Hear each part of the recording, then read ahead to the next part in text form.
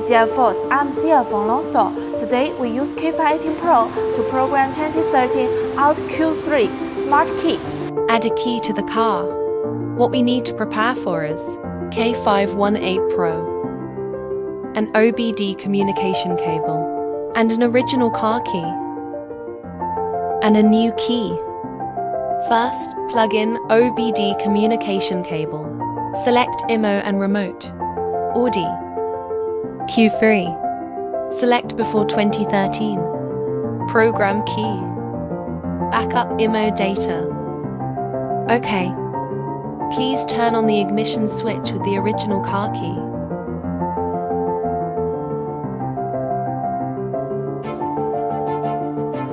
OK.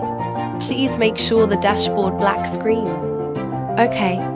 Enter the name of the file to be saved. OK. OK. Data backup successfully. Select making dealer key. OK. Select the IMO data. OK. OK. Making dealer key. Find Audi. OK. Put the key to be programmed into the card slot. Click OK. Generate successfully. Select Learn key. OK. Select backed up IMO data. OK. OK. Follow the prompts.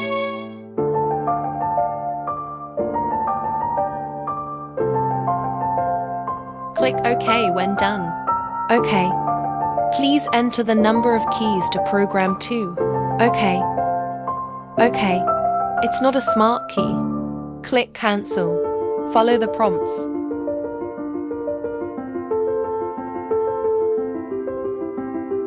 Click OK when done. Add key complete OK. Key program successful. Now, let's see if the keys work. Hit the brakes and turn on the ignition switch. The original car key was successfully started. Try again to see if the new key works.